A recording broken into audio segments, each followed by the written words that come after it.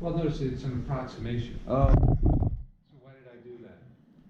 Because 73 is a prime number, right? Yeah. But it's very close to 72, so if you want to like guesstimate approximately where we are there, You could, 48 and 72 are both divisible by 24. That makes it a convenient approximation, right? So you can say, yeah, that's about 2/3, and so it's reasonable we're in the ballpark. Okay, so this is actually the same problem with different numbers, isn't it?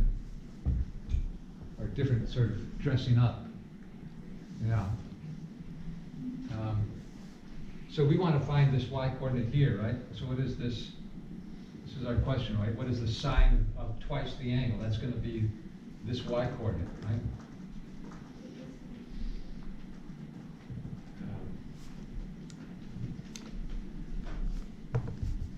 All right. And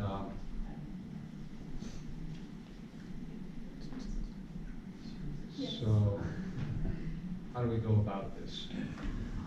Did you try some different approach, or? Okay, so again, yeah, so we can just write out, the double angle identity, right? So sine of twice an angle. So we just say 2 theta, so let theta be this angle.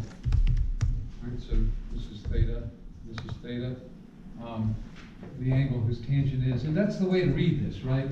I find people get confused by these inverse trig functions. You always just want to read it as the output of an inverse trig function is an angle. What angle is it? Well, it's telling you it's the angle whose tangent is 19/43. Right? That's why that's 19/43. Okay, so this is in general 2 times sine theta cosine theta, right? And so we know that tan theta is 19/43, right? And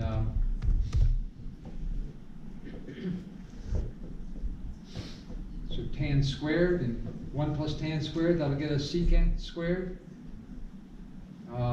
Is there another way to go here, a better way maybe? I don't know. That's probably a pretty good way, huh?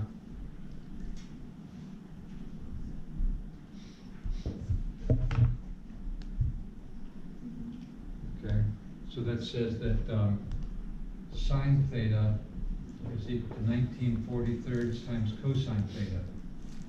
So I'm going to substitute for sine theta and get sine 2 theta is equal to twice this, which is 38/43.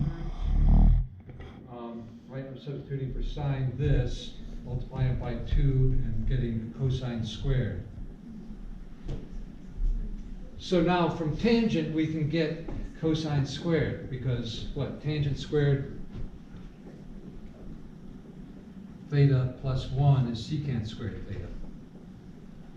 And I know tangent theta is 19/43. Oh dear. Plus 1. What's that going to be? Well, we all know that 19 squared is 361 and 43 squared is 1600.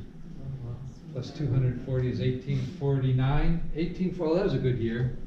Seems like just yesterday. The halcyon days before the war. And if we add 1 to that, what do we get? Well, 361 plus 1849, right? That's going to be 2300, huh? 2310. 2210.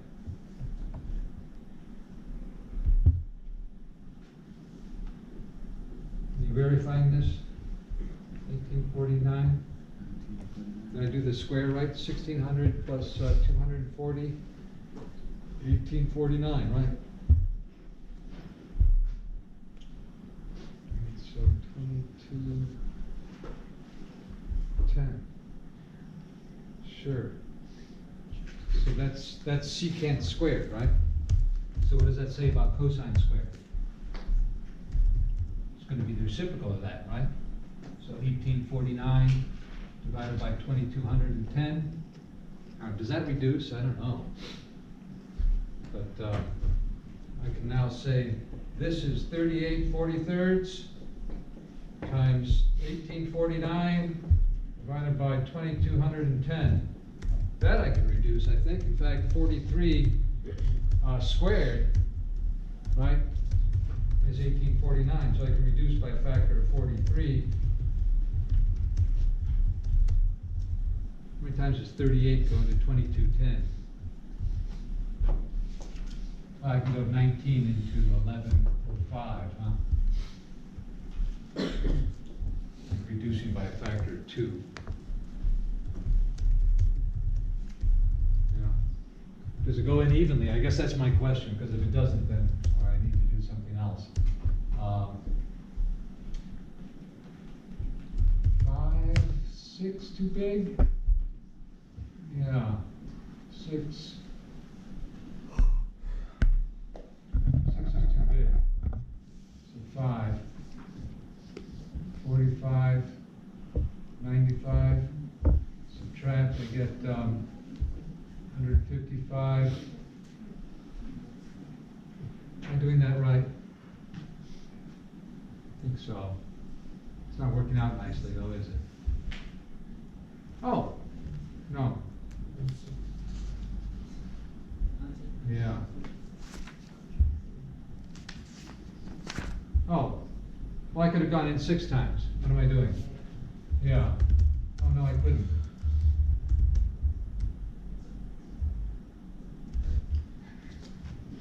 So does it just not reduce? Oh, gosh.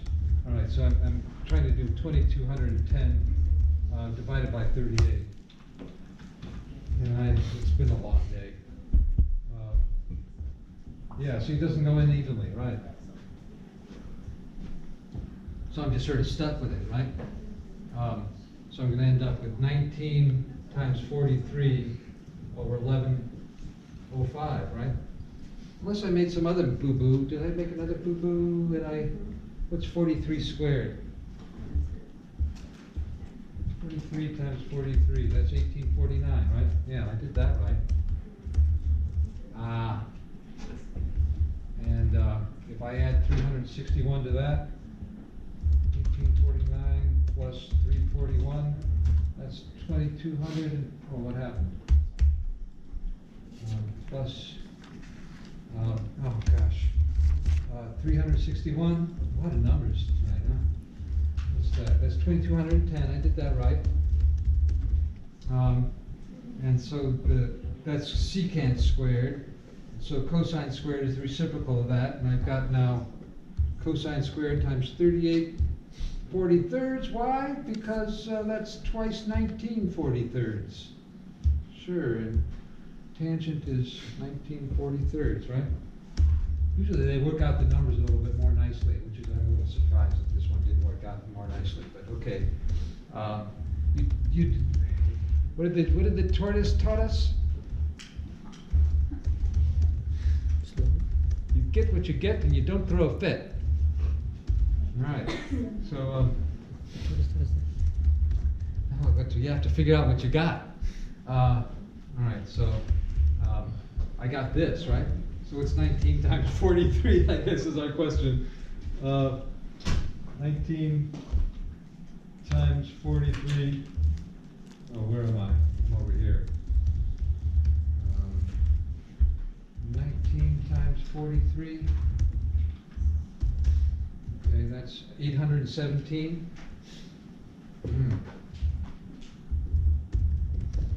Over 1105, do these reduce? I don't think so.